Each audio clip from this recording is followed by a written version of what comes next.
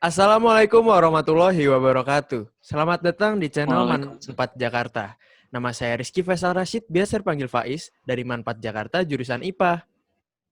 Dan saya Naura Maliha Salsabila, biasa dipanggil Naura dari jurusan IPS. Selamat datang di acara Meja Guru, di mana kita mengkaji topik-topik menarik dengan guru-guru inspiratif Manpat. Nah, di episode perdana kali ini, kita kedatangan seorang guru yang sangat inspiratif nih, dengan metode pembelajaran yang kekinian banget, serta prestasinya yang banyak banget. Bener gak, Naura? Yap, benar sekali. Sebagai pelajar, beliau pernah menempuh ilmu di Mesir pada Universitas Al-Azhar Kairo. Gak hanya itu, beliau juga penerima beasiswa program Doktor Ulama Basnas MUI, lulusan terbaik program Magister di Fakultas Tarbiyah UIN Jakarta, dan masih banyak lagi yang belum bisa kita paparkan satu-satu. Nah, penasaran kan siapa? Mungkin bagi kalian yang anak Manpat, udah bisa nebak nih siapa gurunya. Beliau biasa disebut dengan Bapak YouTuber. Langsung aja kita sambut Bapak Isdian Mutakin. Assalamualaikum, Pak. Waalaikumsalam warahmatullahi wabarakatuh. Ahlan wa sahlan. Gimana kabarnya Faiz dan Nora? Alhamdulillah Bapak baik, Pak. baik. Gimana Bapak kabarnya, Pak? Alhamdulillah sehat walafiat. Alhamdulillah. Semoga nggak bosan ya Pak di rumah.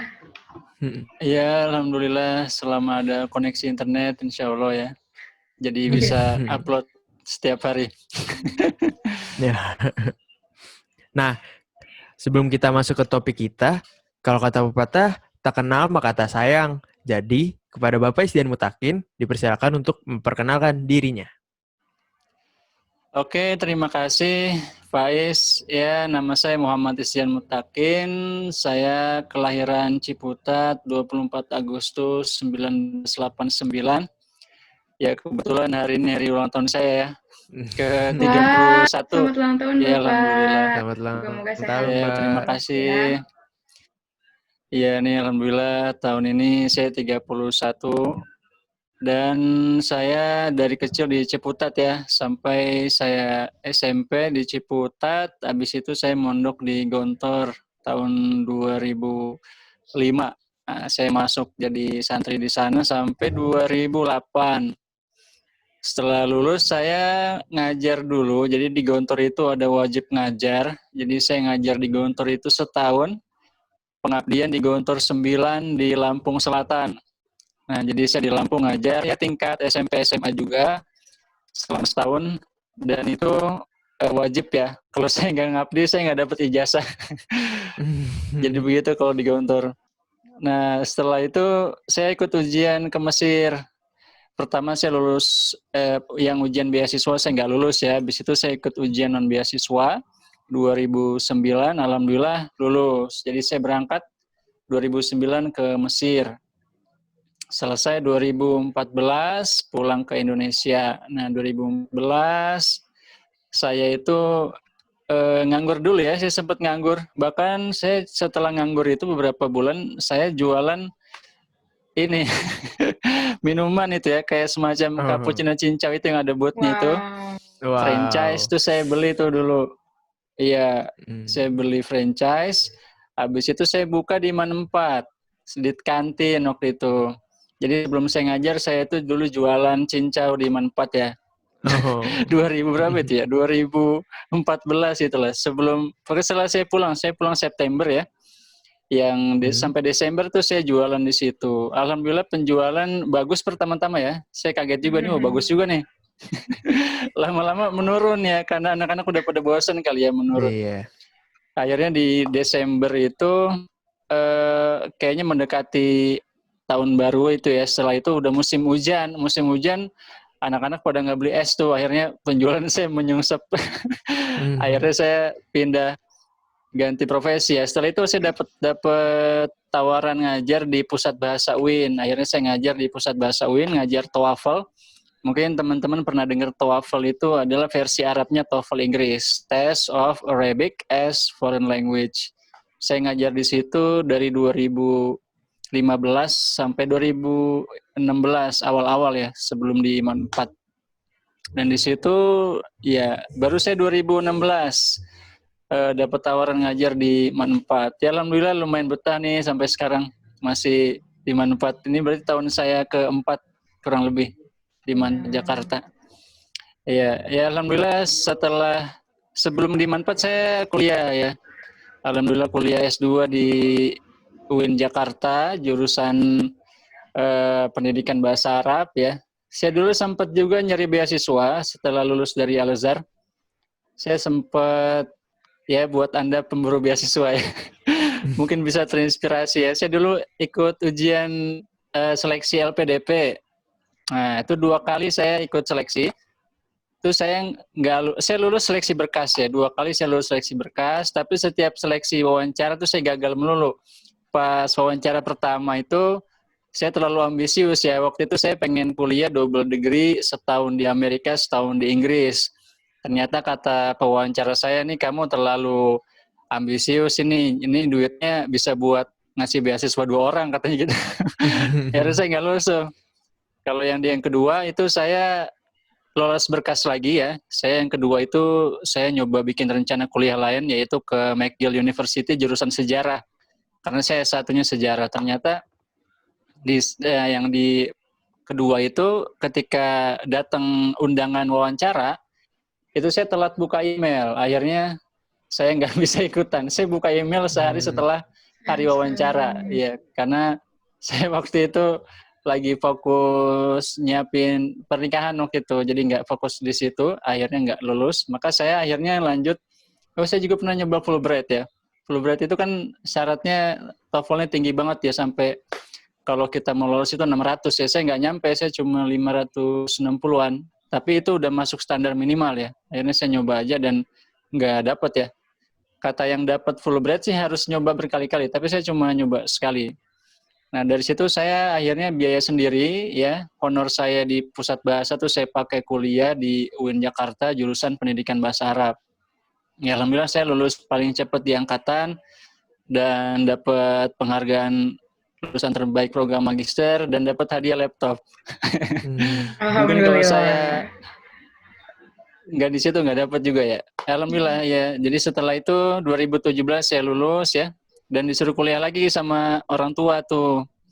Akhirnya saya kuliah lagi S3. Nah ternyata dapat itu beasiswa yang program Basnas MUI. Nah dan itu pun saya nggak usah nyari ya. Itu saya diundang sendiri sama orang MUI-nya, kita suruh nulis nama, setelah itu diseleksi berdasarkan nilai masuk. Alhamdulillah mungkin nilai saya nyangkut-nyangkut ya. Nah, saya dapat tuh akhirnya dari 2017 sampai 2020 ini, alhamdulillah nih, saya selesai. Alhamdulillah, jadi bisa bebas lah ya. Insya Allah nggak disuruh kuliah lagi nih. Ya itu mungkin kurang lebih sekilas perkenalan. Ya, silakan mungkin dilanjutkan. Jadi istilahnya maksudnya Bapak ada hikmahnya juga yang tidak lolos LPDP dan juga nggak dapat Fulbright, cuman Bapak dapat undangan, akhirnya dapat undangan beasiswa Basnas MUI kan ya Pak. Alhamdulillah banget. Iya, alhamdulillah. Bapak kan setelah mengabdi itu lulus di tahun 2008 ya Pak, setelah mengabdi kepada pesantren Bapak. Dan tahun 2009 Bapak sudah berangkat ke Kairo kan? Ya. Yeah. Itu menurut saya lumayan cepet Pak persiapannya. Gimana ya kok setahun gitu Bapak diselingi dengan ngajar juga dan lain-lain bisa langsung masih bisa dapet gitu Pak fokus. Ini gimana, keren banget Pak. Oh kalau itu ya, itu sebenarnya kan kita di Gontor kan belajar bahasa Arab. Jadi saya mengajar pun saya juga ikut melatih bahasa Arab saya. Jadi saya ngajar kayak tarbiyah wa ta'lim ya, pendidikan dan pengajaran saya ngajar pakai bahasa Arab, perbandingan agama saya ngajar pakai bahasa Arab, kemudian reading teks bahasa Arab ya saya ajar pakai bahasa Arab. Jadi sambil saya ngajar pun saya makin banyak belajar. Jadi kata kiai kami itu khairut ta'allum at-ta'lim. Cara terbaik untuk belajar adalah dengan mengajar.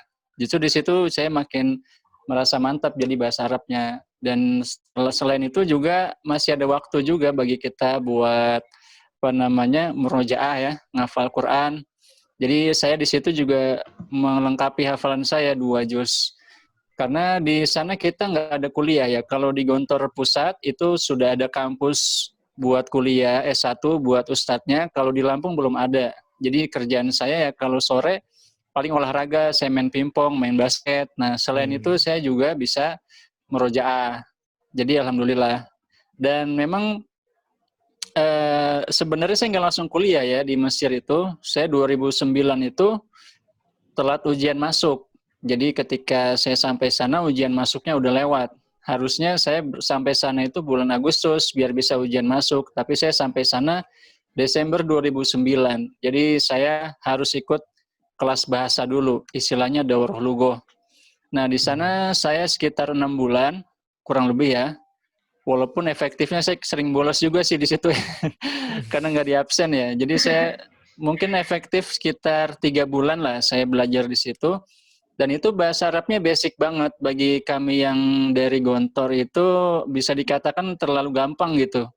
Jadi teman-teman saya yang lain ada yang dari Nigeria, dari Turki, dari Malaysia, itu mereka emang bahasa Arabnya bisa dikatakan lebih lebih sedikit vokal bahasa Arabnya daripada kita. Jadi orang Indonesia di sana cukup menonjol. Dan alhamdulillah saya lulus ya ujian masuk itu, dan menurut saya ujian tes di Kementerian Agama buat ke Al-Azhar itu lebih susah daripada ujian dari Al-Azhar sendiri buat mahasiswanya di sana. Jadi itu yang saya rasakan ya. Jadi kayak ujian level kita kalau di Gontor mungkin kelas 3 SMP gitu lah ya. Jadi bisa dikatakan nggak terlalu sulit. Cuman memang ya yang sulit adalah ujian di Kementerian Agamanya. Nah, di situ ada kawan-kawan kita yang nggak lulus banyak juga di situ.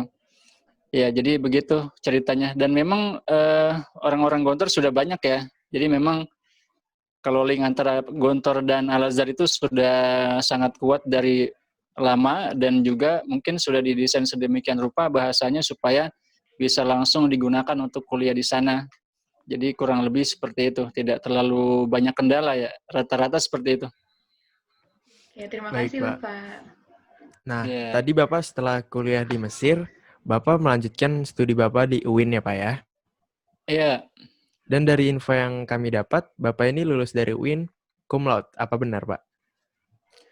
iya alhamdulillah ya, nyangkut-nyangkut cum laude ya. Ya, mungkin juga bantuan banyak syafaat lah dari dosen-dosen yang baik hati ya. Sebenarnya saya bisa dikatakan agak kesulitan itu ya membagi waktu saya S2 itu. Jadi tulisan-tulisan saya juga tulisan sekenanya. Maka ketika saya sidang, kebetulan saya lulus paling cepat ya, dan menurut sebagian dosen terutama pembimbing saya waktu itu Ustadz Profesor Dayat Hidayat. Ini beliau mertuanya Bu Endah nih. Nah, beliau ini ngotot supaya saya cum laude. Jadi kata beliau, ini tesisnya bagus, harus cum laude. Padahal nilai harian saya itu agak kurang. Maka akhirnya dibuatlah ujung-ujungnya jadi cum laude. Dan alhamdulillah karena yang lulus 3 semester saya sendiri, jadi saingan saya sedikit untuk pemilihan lulusan terbaik itu. Jadi saya akhirnya dapat dari situ. Nih, bagi yang belum tahu, Bapak Isdian ini juga mempunyai channel YouTube nih. Bagi kalian yang belum subscribe, langsung aja subscribe channel Bapak Isdian Mutakin biar bisa mencapai 10.000 subscriber. Nah, Amin ya robbal amin, alamin. amin. Nah, Pak, kira-kira kalau misalnya udah 10 juta ada giveaway atau gimana gitu, Pak? Oh, Buat tentu kan? gampang lah kalau 10 juta. Iya, jauh banget 10 juta ya. Saya pikir kayaknya tahun ini saya 20.000 aja udah alhamdulillah gitu ya. 100.000 masih jauh. Iya, 10 juta ya mungkin ya suatu hari nanti bisa jadi ya. Amin rabbal alamin. Amin, amin, amin. Amin. Nah, kita langsung masuk ke pembahasan topik aja nih. Topik kita kali ini apa sih, Nau? Nah, untuk episode perdana kali ini, topik kita tuh interesting banget, yaitu pembelajaran selama pandemi. Nah, selama pandemi ini, metode pembelajaran apa sih, Pak, yang Bapak gunakan untuk mengajar kami? Oke, untuk di masa pandemi ini emang agak beda ya. Karena kondisinya kan kita jauh, dan juga kalaupun kita tatap muka juga butuh banyak koneksi ya. Maka saya pribadi untuk membuat fleksibilitas ya buat saya dan juga buat peserta didik, itu biasanya saya buatkan video YouTube, kemudian nanti di akhir saya kasih kuis. Nah, cara seperti ini menurut saya sangat fleksibel. Jadi siswa yang mungkin lagi ada kerjaan lain, dia bisa sambil ngerjakan yang lain, dan ketika sudah waktunya nonton, dia nonton, setelah itu dia langsung kerjakan kuis. Dan ini menurut saya juga lumayan hemat kuota ya, selain mungkin kalau videonya panjang-panjang ya, kadang saya bikin video panjang sih ya, karena kan itu kadang dibutuhkan juga ya untuk penjelasan yang lebih detail gitu kan. Itu karena saya buat panjang juga, tapi memang kadang sebagian besar video itu ya singkat.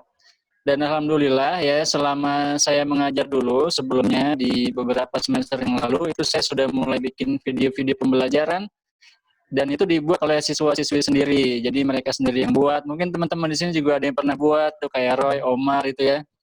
Ya, jadi bakat-bakatnya sudah kelihatan gitu kan.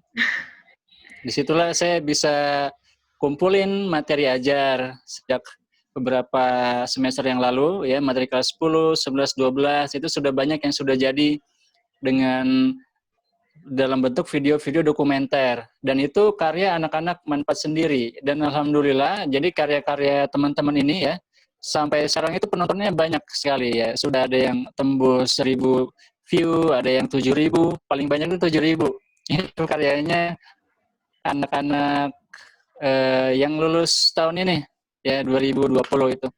Sebenarnya video mereka simple, cuma karena itu penjelasannya sangat dibutuhkan dan belum ada YouTuber lain yang bikin seperti itu menjadi unik dan dicari. Ya, sampai sekarang saya masih banyak dapat komen-komen untuk video itu.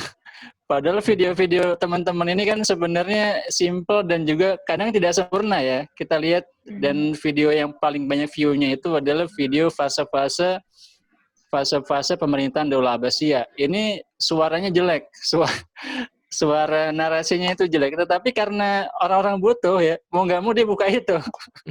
Dan itu mungkin nanti saya akan coba bikin lagi ya, karena nanti masih ada beberapa waktu pertemuan.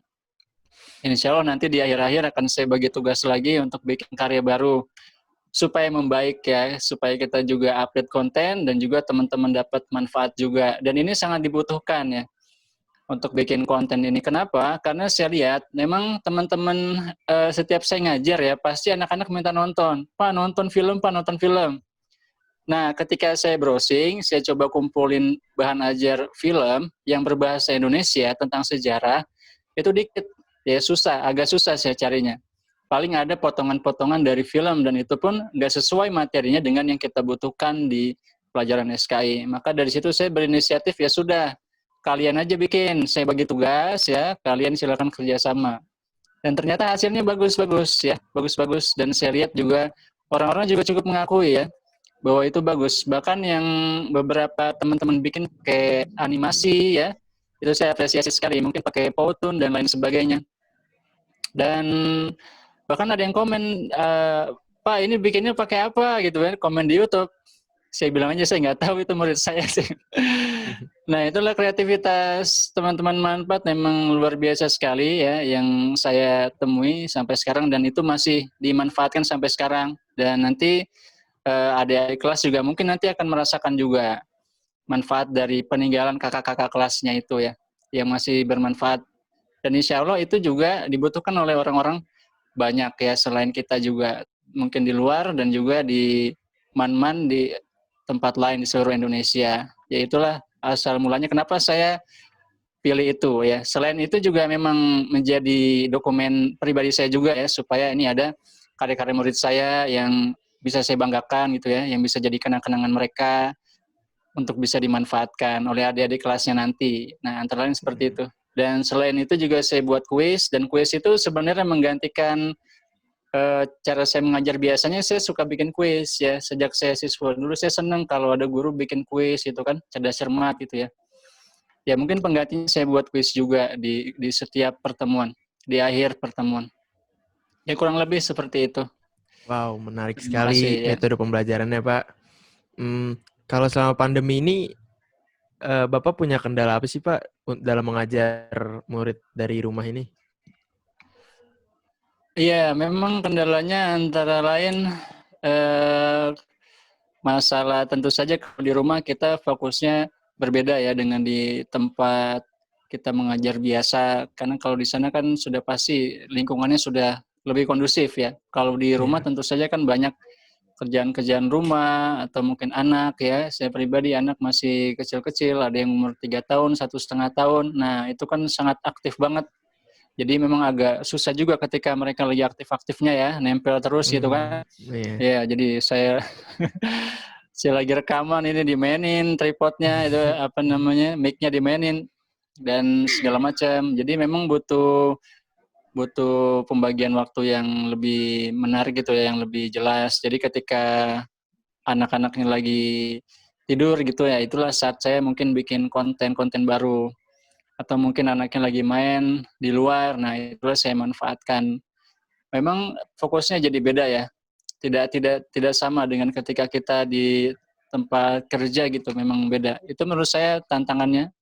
Ya alhamdulillah karena saya laki-laki mungkin ibu-ibu guru lebih rumit lagi menurut saya, bisa jadi itu lebih pusing lagi. Dan memang tekanannya beda ya.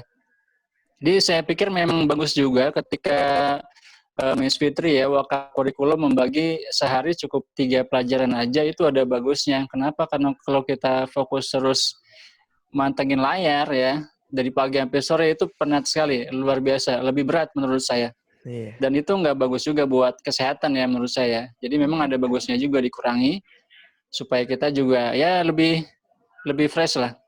Dan salah satu cerita juga ya, ada guru senior juga di Manfaat, itu hari pertama ngajar PJJ itu langsung sesak nafas itu. Kenapa? Karena memang mantengin terus, duduk terus, itu berat sekali itu ya. Lebih berat daripada kita pergi ke kelas, ketemu siswa langsung, itu jauh lebih ringan daripada mantengin HP atau laptop, itu lebih berat sebenarnya. Dan bikin puyeng sebenarnya. Tapi ya karena saya pikir memang akan jadi lebih sederhana kalau saya bikin konten saja ya, yang anak-anak nanti bisa tonton terus, yang mereka bisa akses kapanpun, dan saya juga nggak perlu ngulang-ngulang lagi ya, dan mantengin layar sedemikian lama, yang itu tentu saja sangat berat ya. Ya kurang lebih seperti itu ya kalau yang saya rasakan.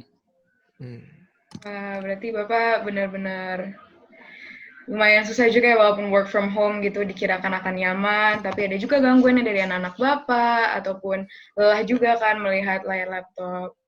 Nah, untuk Bapak sendiri, menurut Bapak mana ya yang lebih efisien? Apakah KBM daring atau KBM tatap muka, Pak? Iya, untuk masalah efisiensi, kalau saya pribadi merasakan daring itu sangat efisien ya, karena kita tidak keluar energi untuk berangkat pulang pergi. Kayak saya pribadi, saya tinggal di Gunung Sindur ya. Gunung Sindur ke Manfaat itu lumayan, bisa hampir 1 jam, mungkin 40 menit ya rata-rata. Jadi pulang balik itu hampir 2 jam, atau mungkin 80 sejam lebih lah ya. Dan itu energinya juga luar biasa ya. Saya pertama kali nyobain ya, sebelumnya saya di Ciputat sama orang tua. Nah setelah saya pindah ke Gunung Sindur itu luar biasa capeknya. Jadi saya berangkat itu harus jam 5, karena kalau saya berangkat lebih dari itu ya, ke jam 6 itu nggak sampai, karena di Manfaat harus mulai jam 6.30 ya. Nah jadi saya berangkat jam 5, pulang juga kalau dari jam 4 sampai rumah juga jam 5 juga gitu, jadinya 12 jam. Dan yang saya rasakan itu capek banget ya, pulang perginya itu energi yang keluar luar biasa. Jadi sampai rumah pun udah nggak bisa ngapa-ngapain lah, kita butuh istirahat, karena besok pagi jam 5 saya harus keluar lagi. Nah, ketika berubah jadi daring, itu menurut saya rasanya ringan sekali ya bagi saya. Jadi saya karena sudah banyak konten yang saya simpen ya, saya bikin kuis, dan saya bisa bikin konten-konten baru ya, yang mungkin belum ada, saya buat lagi, saya posting. Saya jadi punya waktu luang yang lebih lah buat ya bersama keluarga, dan mungkin saya bikin konten baru, dan saya juga bisa murojaah ya, hafalan-hafalan yang jarang diulang itu bisa saya ulang, atau bisa nambah hafalan baru. Jadi menurut saya sangat efisien dari segi waktu. Cuma memang banyak juga sisi negatifnya ya dari daring ini. Tentu saja kita interaksi berkurang. Akhirnya ya ketika kita menilai ya, sebagai guru kita menilai sangat terbatas kepada segi pengetahuan ya. Kita sangat kesulitan menilai misalkan bagaimana keaktifan dia, bagaimana sikap dia, perilaku dia, itu menjadi lebih sulit karena kita tidak ketemu langsung. Bagi teman-teman mungkin yang kelas 11-12 ya, saya sempat ketemu, atau mungkin saya bisa tahu sekilas seperti apa sih sifatnya anak ini gitu kan, penampilannya seperti apa. Sedangkan kalau yang belum sama sekali, nah itu kan agak sulit ya bagi kita untuk menilai. Dan di situ juga nanti berbeda ya antara yang ketemu langsung dengan tidak. Tentunya akan berbeda. Dan saya yakin juga berkahnya juga akan beda karena Imam Syafi'i berkata salah satu sifat dari pelajar sukses adalah dekat dengan guru. Nah, bagaimana kita bisa dekat sedangkan kita ketemu pun belum? Karena itu seorang ulama biasanya ketika dia memberikan ijazah, itu tentu saja harus ketemu dulu. Ya, maka salah satu masyayikh kami, Syekh Ali Jumah itu mengatakan, kalau kalian sudah ketemu saya ijazahkan semua ilmu saya.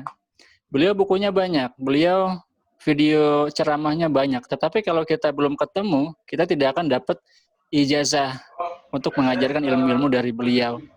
Nah, seperti itulah tradisi keilmuan Islam ya. Ada yang disebut dengan riwayah. Riwayah itu adalah pengambilan ilmu dari orang secara langsung yang kemudian bisa disalurkan kepada yang lain. Jadi menurut saya pengajaran dalam sistem daring tidak akan sempurna ya, tidak akan sempurna. Kita juga tetap perlu yang offline, ketemu langsung. Karena kalau tidak seperti itu, ya maka tidak akan terjadi transfer ilmu secara sempurna. Karena menurut Syekh Ali Jum'ah, rukun ilmu itu ada 5. Thalib, pelajar, guru, buku, kurikulum, dan lingkungan keilmuan. Nah, yang sulit sekali diwujudkan dalam pembelajaran daring adalah lingkungan keilmuan yang mendukung. Maka ketika daring tentu saja efeknya adalah kita lebih malas. Kenapa? Karena tidak ada nuansa belajar di situ ya. Tidak tercipta lingkungan keilmuan yang mendukung.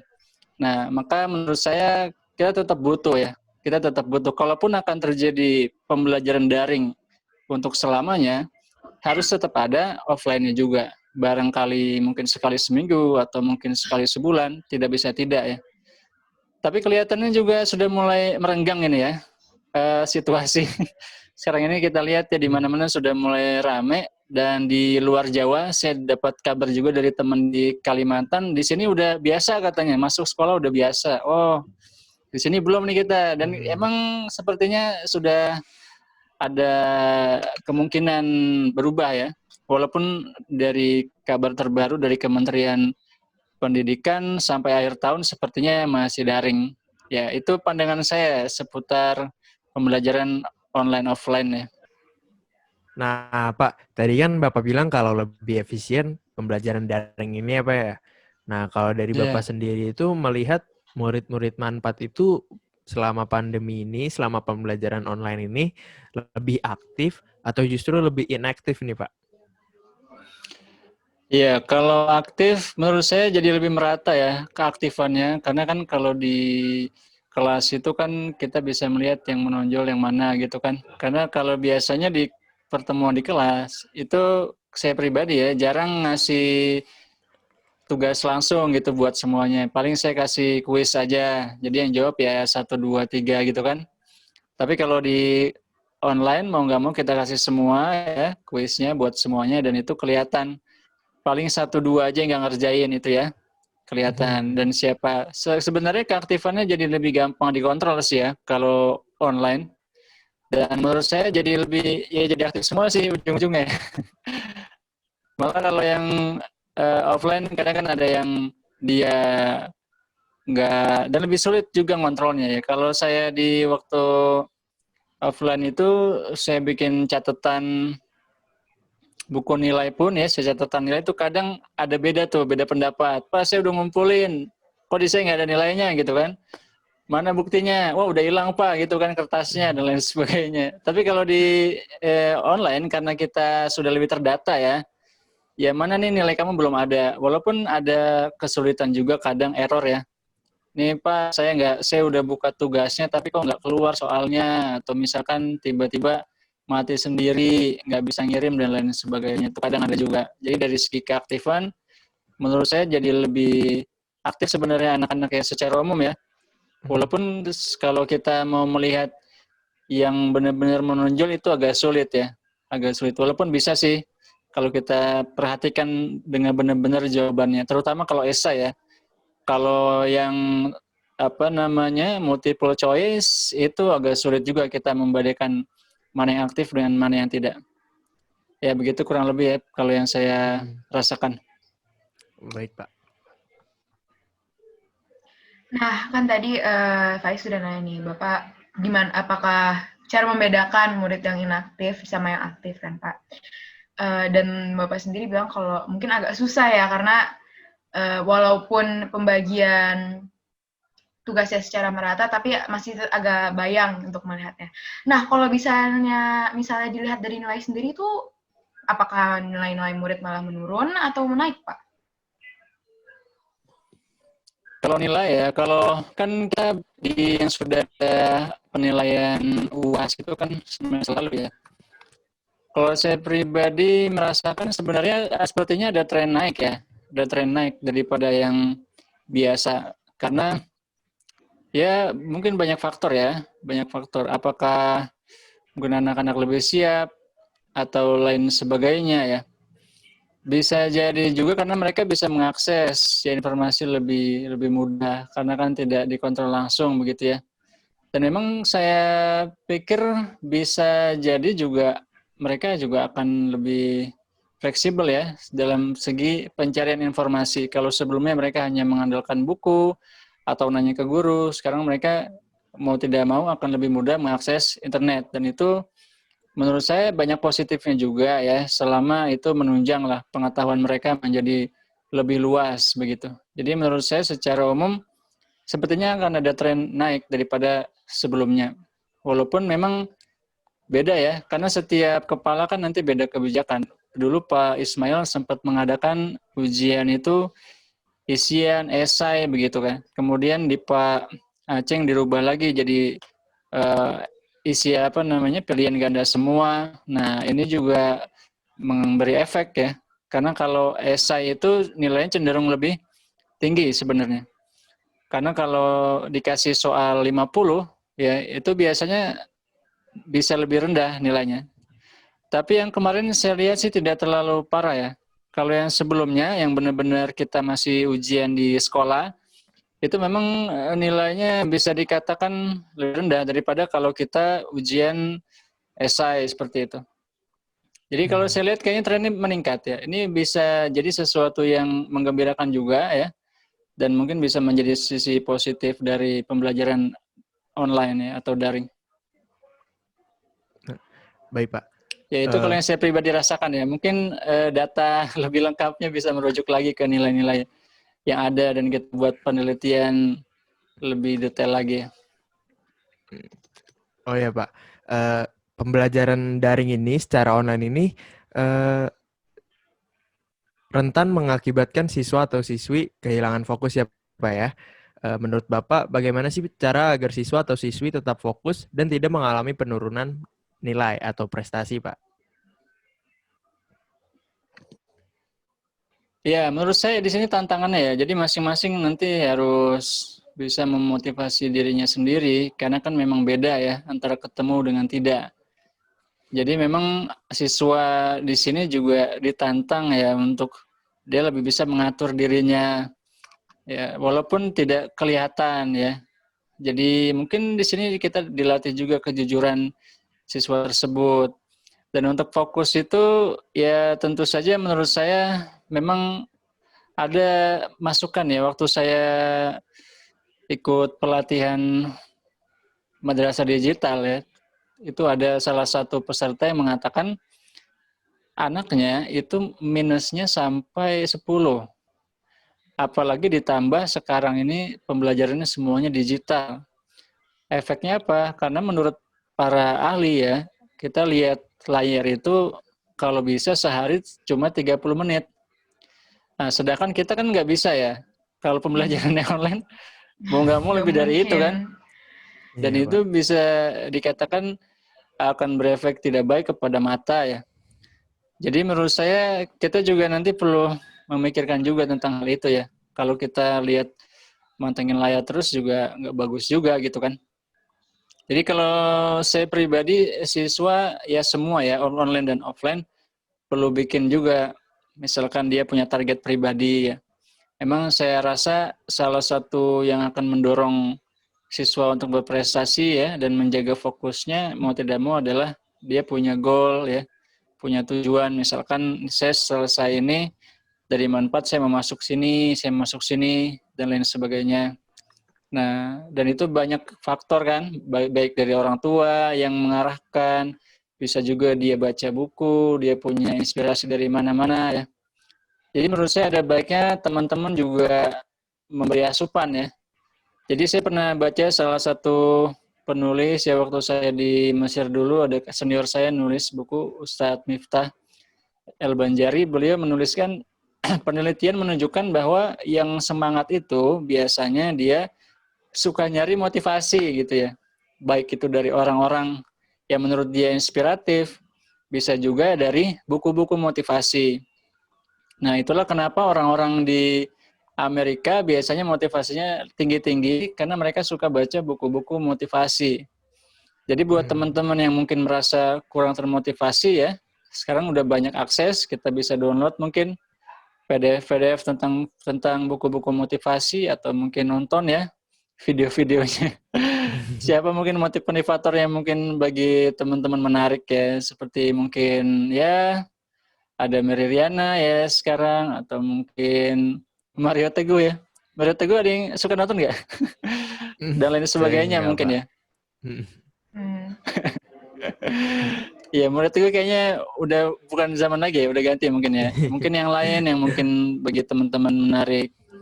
Kalau saya pribadi sih dulu terinspirasi bukunya ini Marwah Daud ya, MHMMD. Marwah Daud itu dulu bukunya terkenal sekali tuh di zaman saya seusia teman-teman ya.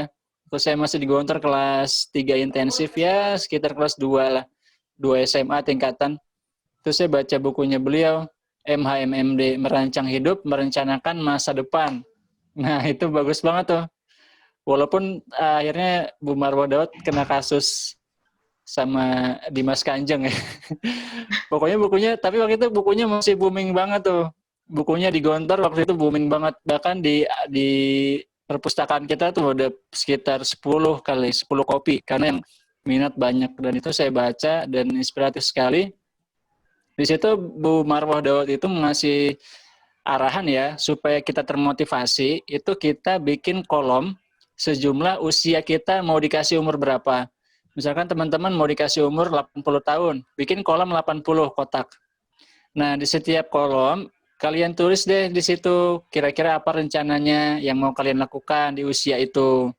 Misalkan usia 20, saya mau belajar di Malaysia misalkan, atau di Singapura. Usia 25, saya mau merit misalkan. Usia 27, saya mau lanjut S2 misalkan, dan lain sebagainya.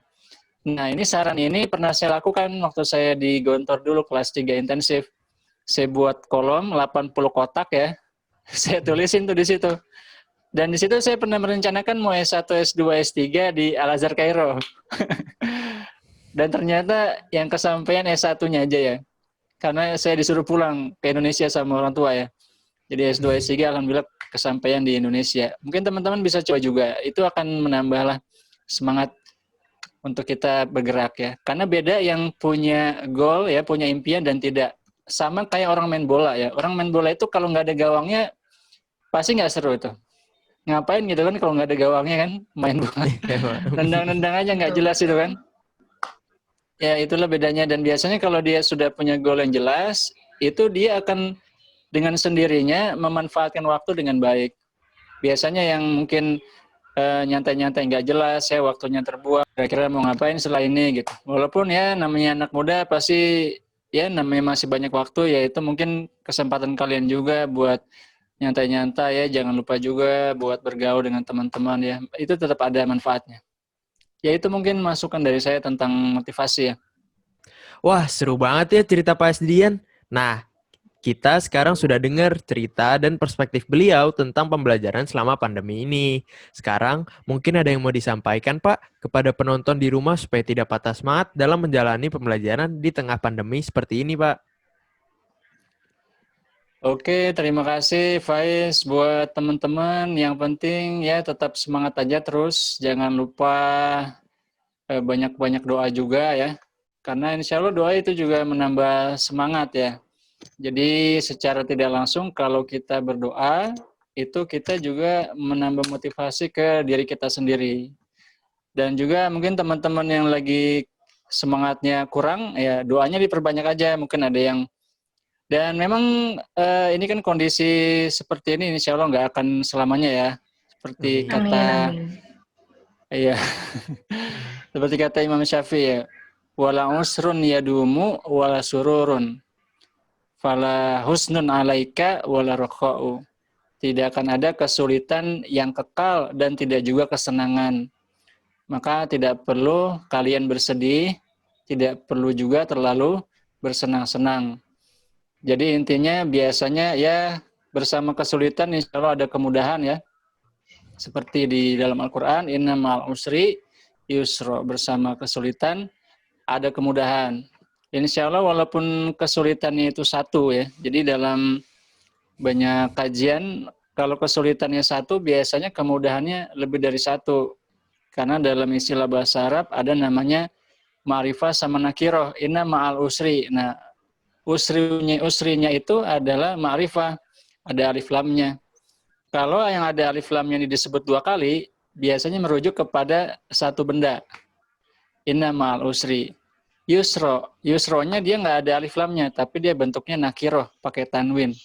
Nah, bentuk tanwin ini, kalau disebut lebih dari sekali, berarti menunjukkan bahwa dia banyak.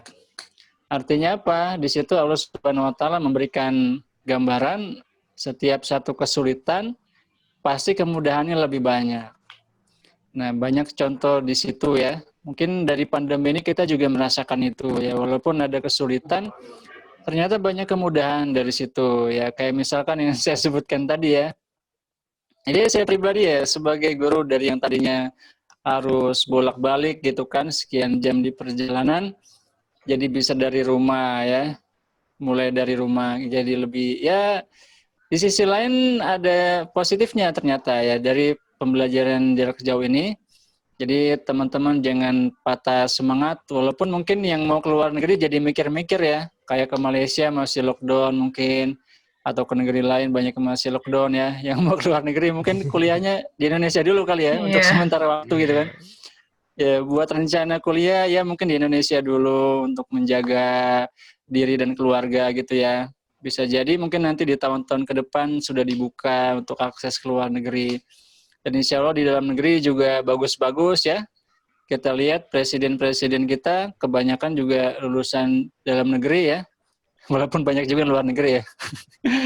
Tapi insya Allah banyaklah kelebihannya juga di Indonesia. Selain itu buat teman-teman yang lagi ya kelas 12 ya, insya Allah ini akan jadi tahun terakhir ya, berilah kesan yang baik. Dan juga buat teman-teman kelas 10 jangan patah semangat ya, walaupun belum pernah ketemu gurunya gitu kan.